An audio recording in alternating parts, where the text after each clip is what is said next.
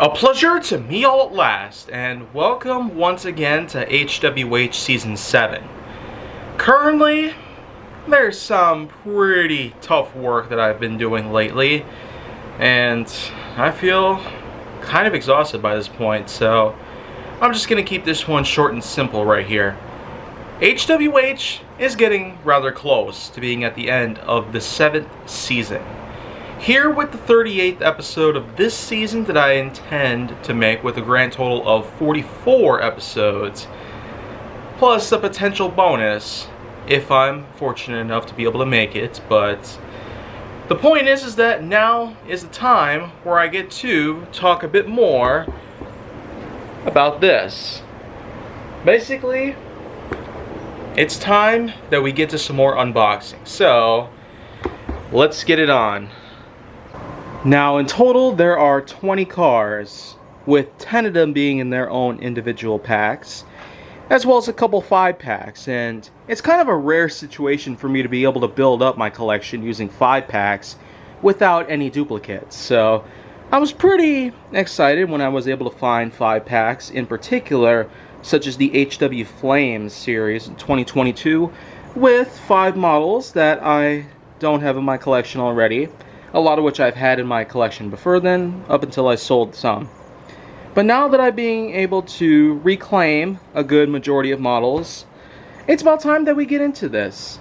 So, unlike the last time I did an unboxing that featured its own sort of time-lapse, we're going to be doing the same thing with this though. So, you'll be time-lapsing through this whole thing. All 20 of them will be out of their boxes and cases and whatnot, set to a little music.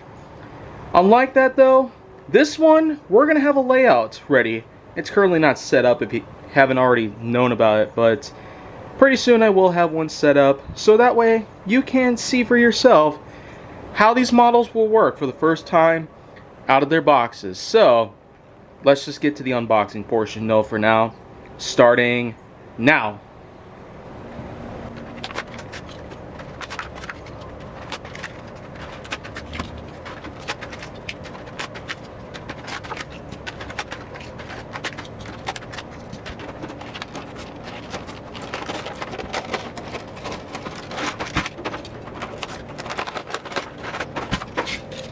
So after all has been said and done, we're going to take these cars out to a layout which I'm going to have to construct first, so I guess we'll have to get it done then.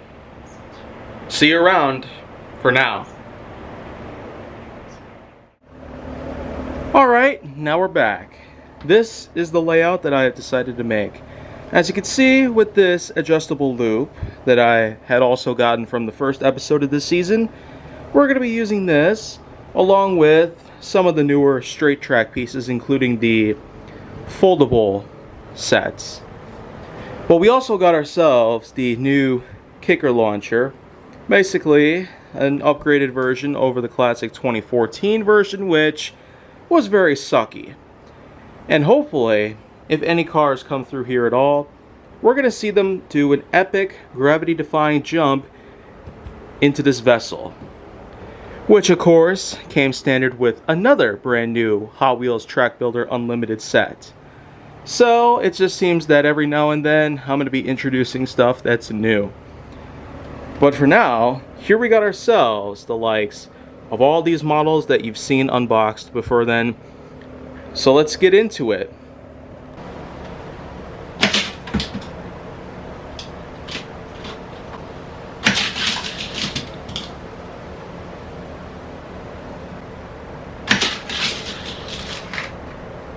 Wow, not even close.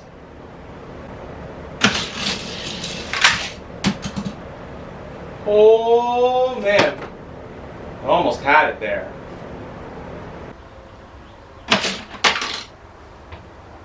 Well, at least you almost had it there. Put you right there.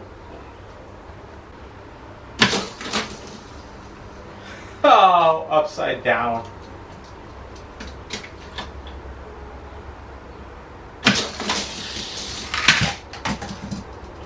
Well, looks like we have a rival over here.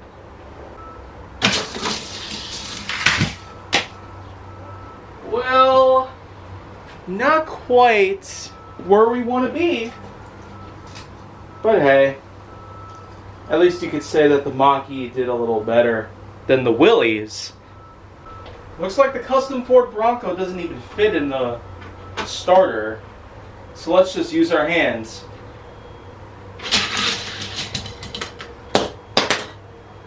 Of course. High profile stuff equals no flat curves. Let's not go any further with this. We'll just leave you right there. Needle nose. Oh. Wheels off the track, so we have to restart. Oh, wow. Looks like we're having a few tryhards out there. So, just one more time. Well, not quite, but seems pretty decent.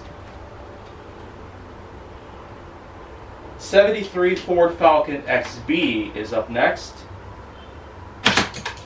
Whoops.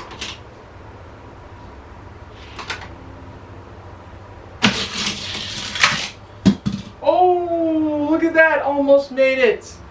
Ah. Let's see if we can at least try to get into the cup there.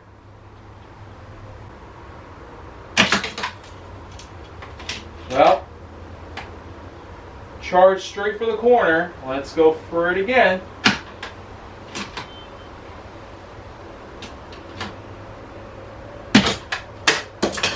Whoops.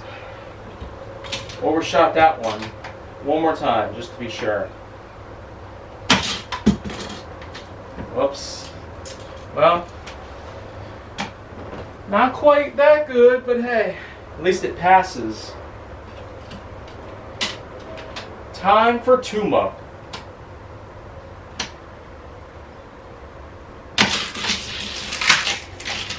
Oh, just barely made it off of the ramp.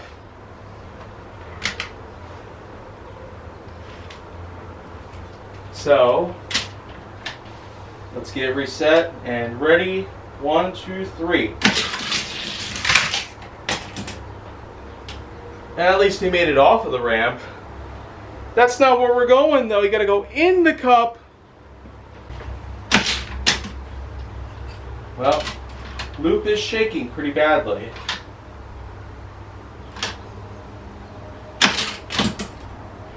Oopsie. Not where we want to be today.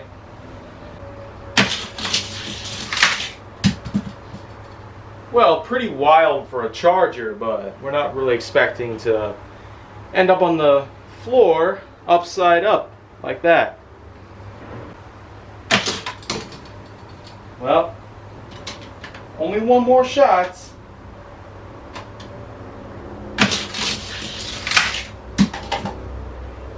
Ha! Plop right in front of the cup instead of in the cup. Well, you know what? I gotta give you some credit for that, so set you right there for now.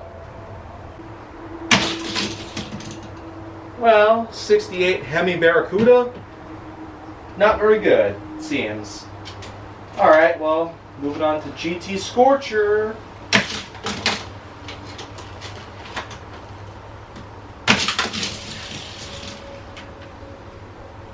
I didn't even hit it hard enough, so... Well, what the heck. Let's go for one more shot and then, I guess, call it a day there. Well, didn't really get that far, as opposed to most others. Now, how does the Mazda RX-3 handle? Let's see. Whoops. That was not very good. Has a little bumper in the front. Oh, well, you know what? I'm just going to let you sit there. Well, Actually, since the charger is sitting pretty close to the edge of the cover, we're going to have to move it around a little bit. 69 Camaro. Whoops. Went right underneath the launcher. I got to reset it. Now let's try this again.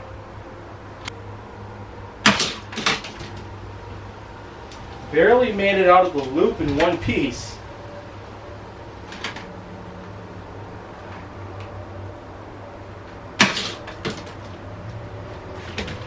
It's such a struggle when you have to hold it at an angle.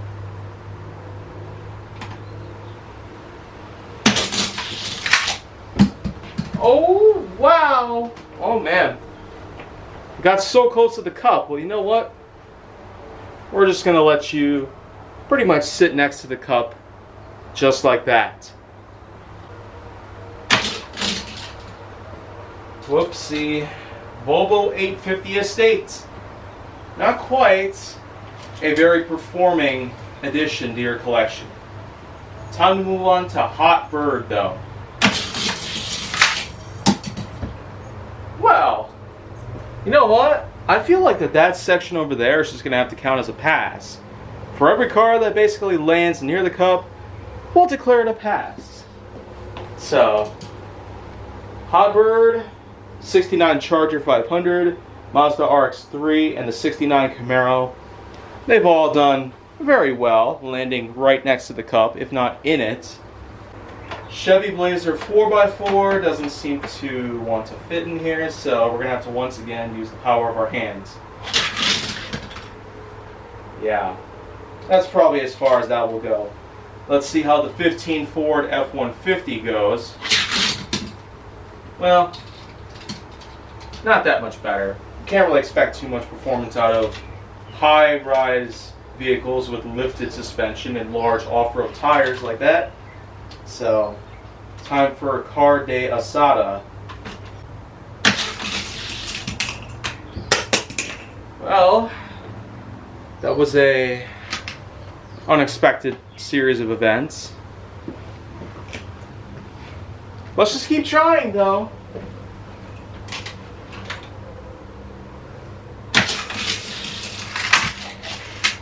Well, only got a little bit further. But hey, at least he did better than some of the other vehicles here. Color Shifter's Jester is what comes up next.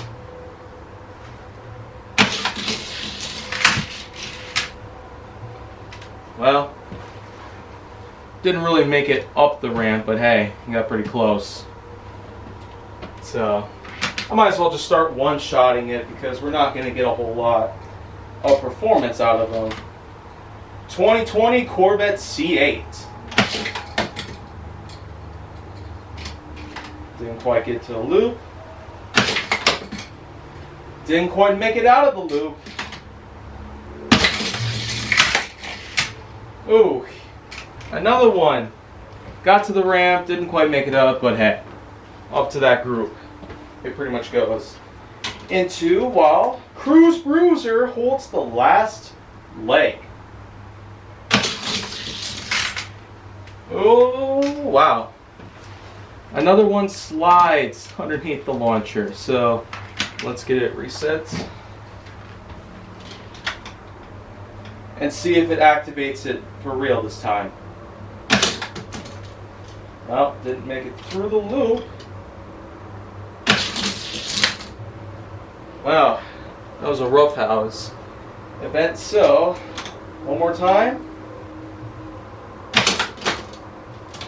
Wow, I know I can get it around, so just one more time. Oh, yeah.